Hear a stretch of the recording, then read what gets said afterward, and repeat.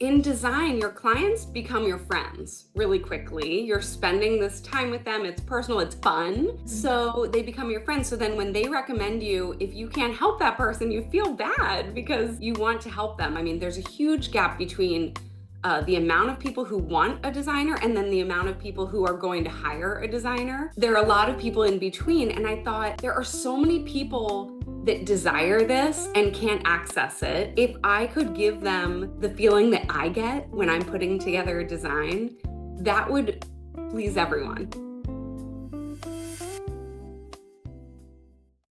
Some experts chase attention, but the smart ones build authority. You're listening to the Authority on Demand podcast, where credibility becomes your competitive advantage. Every week, we're pulling back the curtain on how founders and leaders turn expertise into inbound demand through books that position, media that converse, and strategies that actually move the needle.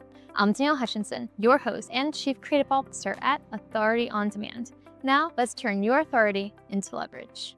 Okay, so that sound you just heard, that's the moment when everything clicks in room design. When that sofa finds its perfect spot, when the lighting hits just right, and when you step back and think, yeah, this is home. But for most of us, getting to that moment feels like trying to solve a puzzle with 1,000 pieces and no picture box. But what if I told you there's actually a formula for creating that feeling? That some mysterious design gene you're born with is an actual repeatable process that someone can learn.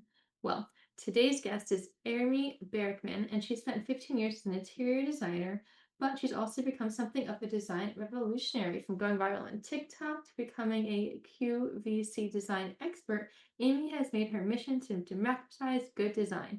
And today we're going to be talking all about her experiences and her new book, The Living Room Design Formula. So get ready for a very exciting conversation. Amy, welcome to the show. Thank you so much for having me. And I love that you describe design as a puzzle because that is exactly what it is. It is a puzzle with a solvable outcome. Hey, real quick before we jump back in, if you're loving what we're doing here, hit that subscribe button and drop us a like. We're bringing you the best authors, the most real conversations, and all the writing wisdom that you didn't know you needed. So stick around because it only gets better from here. All right, now let's get back to the conversation. Yeah, I think I actually might have gotten that from some of your materials as I was looking through them. Because you are right. I mean, you seem to have cracked the code for getting that puzzle, in the right positioning. So before we dive into that, though, I'm wondering if you could, shine a little light on some of your experiences. I mean, how did you go from studying journalism at Penn State to becoming an interior designer to now, having a book out with your name on it? It's very exciting stuff. Very exciting. And, I think all the listeners out there can relate to it's a process. It's a long process.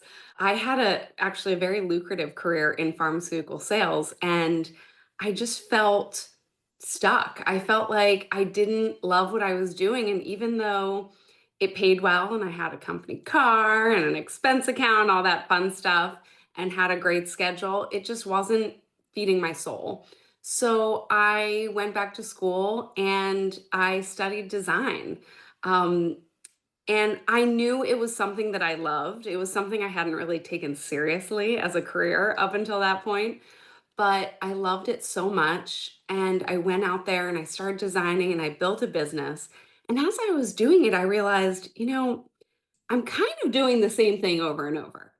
It's different every time. It's different for every person, but good design is all about the person who lives there. And if I could just figure out what these steps are and write them down, people could do this on their own. They could follow the steps and do it. So many years ago, I mean, over a decade ago, I came up with this idea. And then over the past decade, I've been writing it down as I go and kind of putting little blurbs together of like, okay, that's how I made sure that this worked with this and putting it all together. And then over a year ago, I started actually putting it into a book format so that everyone could access it. That's incredible. So your main motivation then was just kind of spreading the knowledge and finding an accessible way for people to just get that information and kind of DIY it a bit. But I'm Yeah. sure it also kind of leads them back to you too, though, because they always want a little more tips, some guidance. So it's a win-win for everybody. Would you say that's Well, definitely. And actually, the reason I originally came up with this idea is because I had a lot of client requests coming in, which is a great problem to have in design. But I couldn't help everyone. And, in design, your clients become your friends really quickly. You're spending this time with them, it's personal, it's fun. Mhm. So they become your friends. So then when they recommend you, if you can't help that person, you feel bad because you want to help them. So, and then there are any number of people. I mean, there's a huge gap between the amount of people who want a designer and then the amount of people who are going to hire a designer. There are a lot of people in between. And I thought there are so many people that desire this and can't access it. If I could give them the feeling that I get when I'm putting together a design, that would please everyone. So that was the idea. Yeah, great. And it's cool because whenever I talk to a new author, everyone has a different reason for writing a book. It might be for building their brand or establishing credibility or even just leaving a legacy. But it's really cool to know that this book is more of like a guide and something to hand somebody be like, hey, I can't help you, but here's a book so you can learn how to yourself a little bit. So that's really awesome. But transitioning into the book itself, I think I saw you have a copy of it with you today. Is that I do. It's right here. awesome? Let's shed a little light on that cover because is that you Yeah, right let's see. front Can cover we there? the living room design formula. And this is a picture of me in a room that I designed. It's actually someone I've been working with for a really long time. I actually dedicated the book to her. Um, but this is her living room. And it was so fun to write this for all the people to have access, but also for her because she's been a really important part of my life. That's really adorable to hear how a client goes from just being a client to, a lasting connection like that. That's incredible. And she must feel so honored to have her living room on the cover of a book too.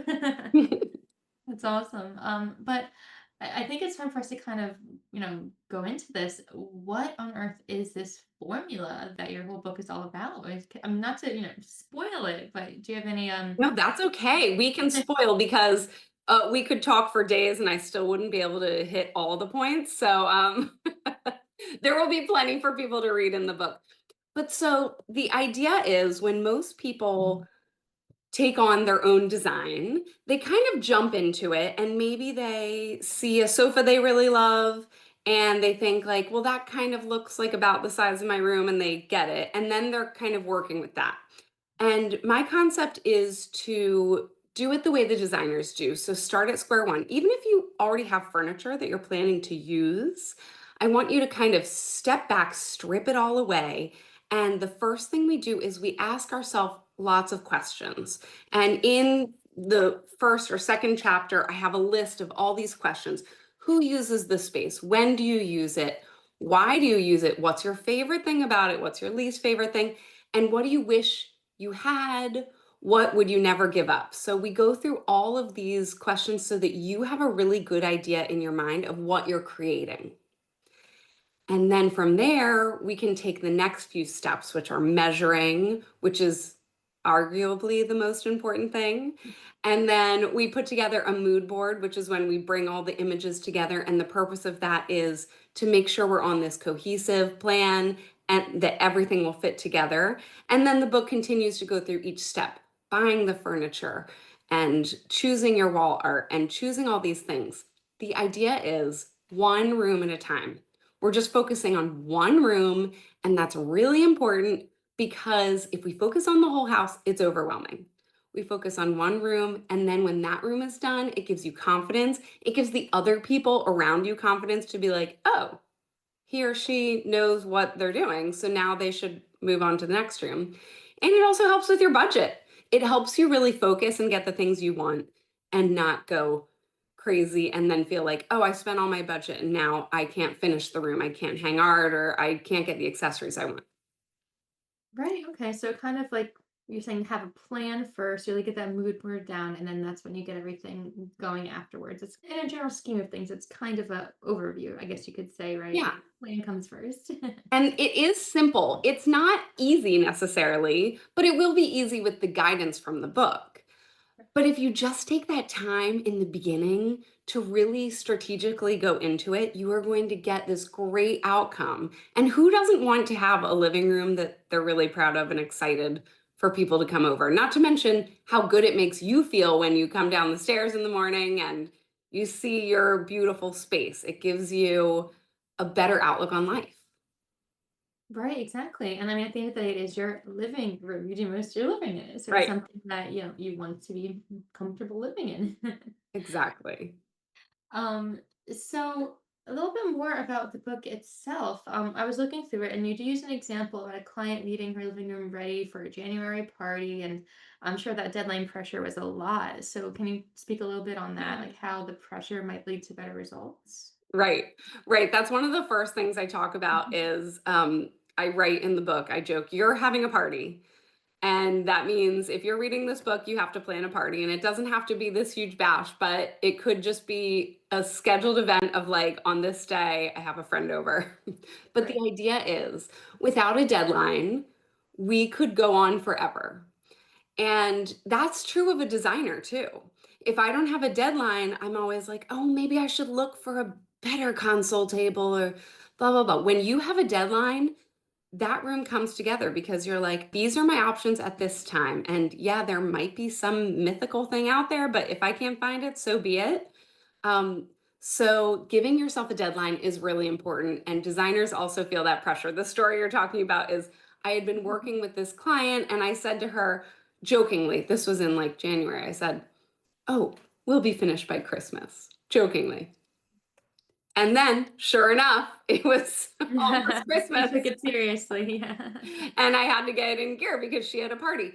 But it's not just designers, it's all people, it's human nature. By giving yourself a deadline, you're setting yourself up for success. You know that you are going to have your room looking good by a certain time. Understood, right, and it kinda gets you excited for it too, because 'cause I'm sure if you have that event, then it's a great way to show it off and enjoy, and it's something to look forward to also, so Absolutely. absolutely, yeah.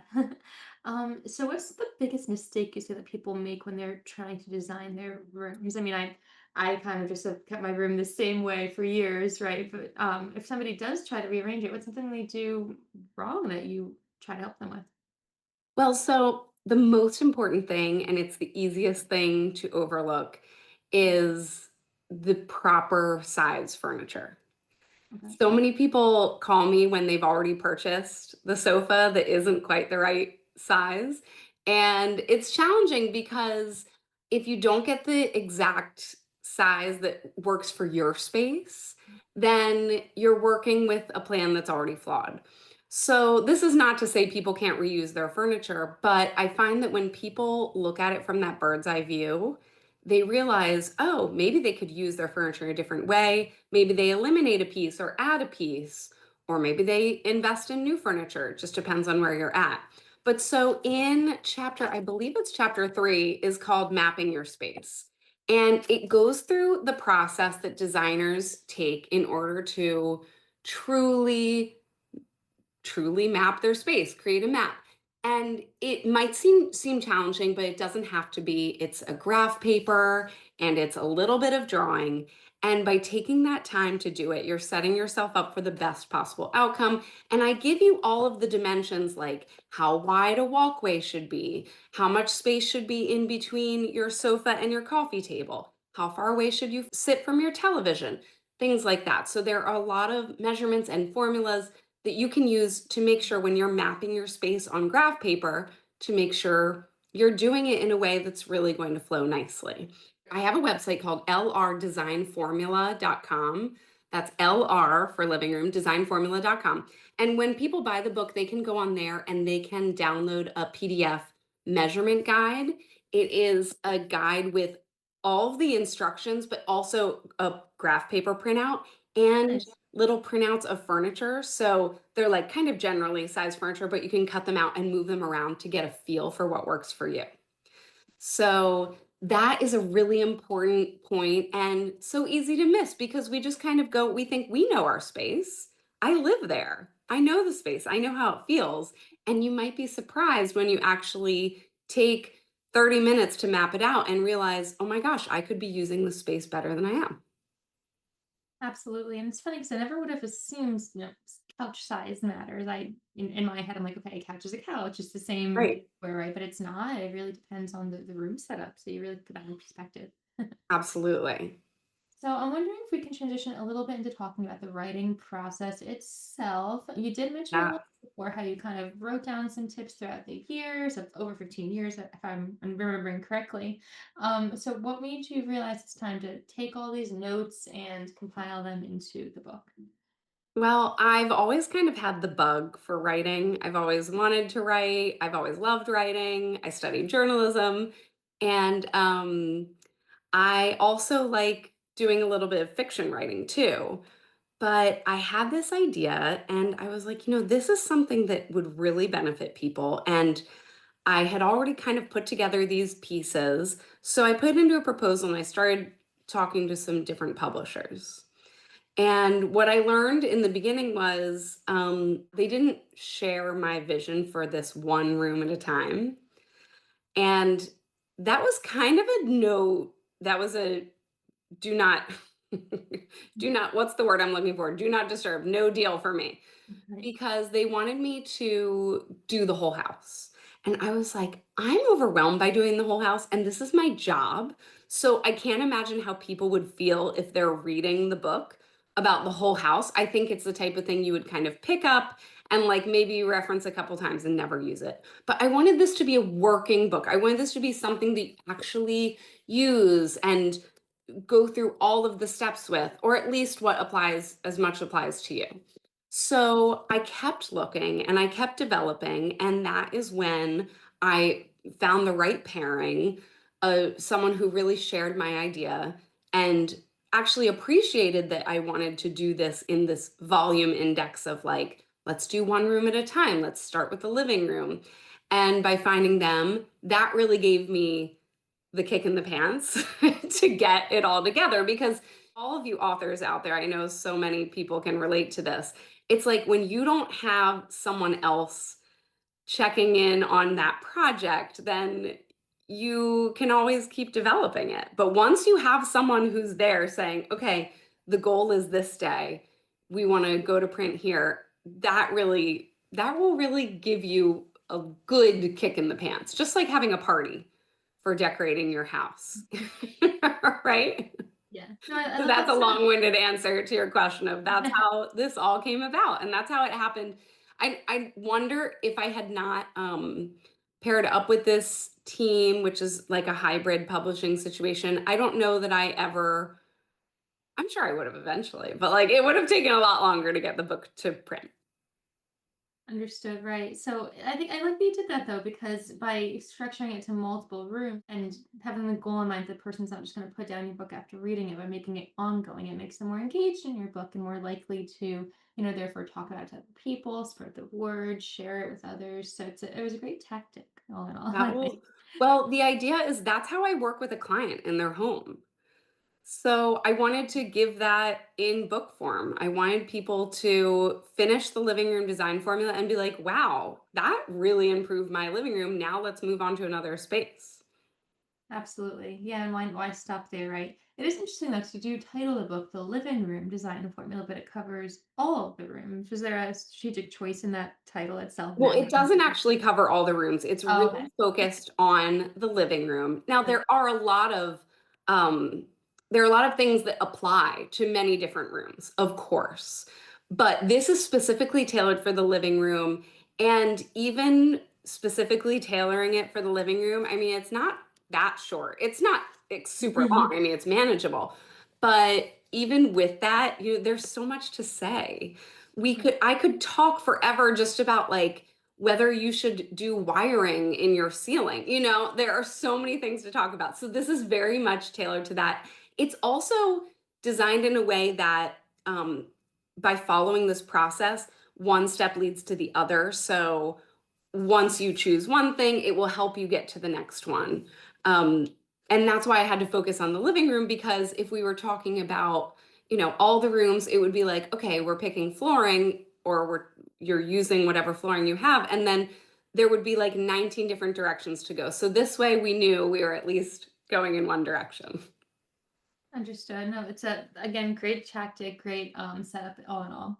Thanks. So I'm wondering, if somebody's listening today and now they're feeling inspired by you and they want to start rearranging their furniture in the living room, fresh eyes, what's one thing that they can do today to start applying your formula? Okay, so I'm going to give you, I know you asked for one thing, but I have Oh, yeah. two things. Two things. The first thing is what I said before about measuring.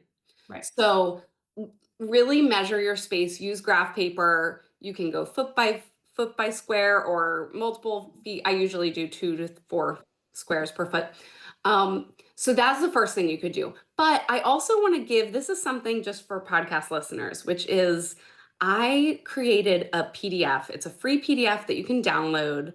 It's all about creating a gallery wall in your home.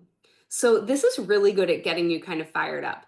If you have, and we all have, one lonely wall, like the one wall, and maybe you have something hanging on it that you don't love, or maybe it's blank, but you're like, I just wish I had something really dynamic there. Hanging a gallery wall is one of the best ways to do this. It is reasonably affordable and reasonably easy to achieve. So I like to give this as that starting off point. If people listening want to go to gallerywalltips.com, that's gallerywalltips.com, they can download this PDF. It has recommendations for how to hang a beautiful artistic gallery wall, what types of photos you should choose. The idea here is that you would use photos of people you know. But it doesn't have to be. It could be a photo of your dog. It could be a photo of a beach that you like. Could be whatever you want. And directions for how you should print those photos, what they should look like. It even has a frame recommendation, how far apart you hang the frames, how to achieve this look. If you do this one thing, like it's Sunday, you could, in theory, you could do the whole thing in one day, but it's probably easier over a couple days. Right. But this is something you could do right away and get that payoff, that visual payoff of like, wow, I did something that looks really good, and it will get you fired up. And then by the time the book, The Living Room Design Formula, arrives from Amazon, you'll be ready to go on the rest of the room. I love that. So you've now recommended, if I'm not mistaken, two different websites of yours that That's right. are great resources. So you actually have an array of sources for people to refer to. It's Um, something I'm working on, even expanding more too. really? So is that your next project? Now that the book's out, kind of expanding websites? I'm wondering what's next on the agenda since you've got. Yeah, well, there is definitely another book on the agenda that I've been working with, and I'm just, as you all can relate, you and your listeners, just getting back into my like writing habit. But I also want to offer more tools to help people design easily. So that will run the range of tools, actual physical tools, like a kit with all the things that you need to get started, but also possibly like a class that people could take, a live class, and maybe a little bit of one-on-one design coaching. So those are some of the things I'm developing right now that will be on those websites. I love that. That's so incredible. And to everybody listening, we are going to put the links in the description box of this podcast today, so you can go ahead and click right on over and learn a little bit more about it from there. So really incredible stuff here. Right. So for the writers listening today, then I'm wondering if you have any tips and tricks that you might want to offer them. Anything that you wish you knew when you started writing this book that you Ooh. not to put you on the spot. Right. No, I mean, look, you don't know what you don't know. I loved the writing process. There are definitely times where I felt like I had to just buckle down, and I think it's human nature. We procrastinate and you just have to like make yourself do it. And I found it very helpful. The publisher I was working with, they would say, look, just try to start with 20 minutes a day. And that's like a really good way to trick your brain, because you're like, I'm only doing this for 20 minutes. That's all I'm going to do. And then, of course, you're 20 minutes in, you're like, well, I can't stop now. I'm on fire. So that's a good way to trick your brain into starting. But the other thing is, and I think I knew what I was getting into and I knew what I was doing, but promotion, it almost doesn't matter who you're working with. I mean, I guess unless you're really famous and you have like a big name publisher, But really for most people, the book is now a product that you have. And that is a great thing. And it's a good product. But you're still selling it. So, that's a big part um of this experience. And I knew that was, but still, like, I think there's part of you that's like, well, by virtue of being available, people will buy it. But you need to tell people where it is. You need to tell them what it is. So, going through that process is something that people should be aware of, and they can kind of plant the seeds as they're writing so that when they're in the position they have that finished book, they can just keep on telling people and getting the word out about how great it is. Yeah, that's amazing. And I guess I think we could all follow and start implementing. And you're right, people think that books are, you write the book and it's done, but there's a lot more to it. You need to keep breathing life into it, which is exactly what you're doing by being on podcasts and, it's expanding your websites and, just getting the word out there. That's the only reason people are going to, well, know to find your book. So yeah, Right. incredible stuff. I love that. Well, it's really been a pleasure, chatting with you today and really getting to know a little bit more about you and the design process. And I think it's been a really insightful conversation for our listeners from the writing world and the design world. So I'm inspired, so I'm sure everybody else is too. Good. Well, thank you so much. I love that you create this. I think it's a great resource for people who want to write. And it's also a great resource because you're introducing people to a lot of amazing books that they may not have otherwise found. So I thank you for doing that. Yeah, and thank you too. I mean, you're enlightening people to improve their lives in so many ways. I mean, I mentioned before, I never, my living room is my living room. I never, thought about moving it around or changing it up. But you said yourself, it's a place you live in. It's a place that can help your well-being and your overall happiness. So you're helping people in so many ways than you would even know too. So I yeah, hope amazing. so. Yeah. Well, thank you again for joining us. It's really been a pleasure. And to our listeners, if you're looking around your own room right now, fresh eyes, think about, what we just talked about. Get that grid paper down and start planning. You can set yourself that deadline like we talked about too. Make sure that you don't keep doing it forever. And of course, the links that Amy talked about are going to be in the description box of the podcast today. So, again, everyone, thanks for listening. Until next time, just keep writing your story, keep building your mission, and maybe, just maybe, rearranging your furniture until it sparks that perfect aha moment. This has been the Office on Mission podcast, and we'll see you next time, everyone. Thank you. That's a wrap on another episode of the Authority on Demand podcast. If today's conversation sparked something in you, don't keep it to yourself. Share this episode with a founder or a leader who's ready to stop being the best kept secret in their industry. If you want to turn your expertise into inbound demand, head to authorityondemand.com to see how we help clients go from unknown to in demand. I'm Danielle Hutchinson, and I'll catch you on the next one. Now, go build some authority.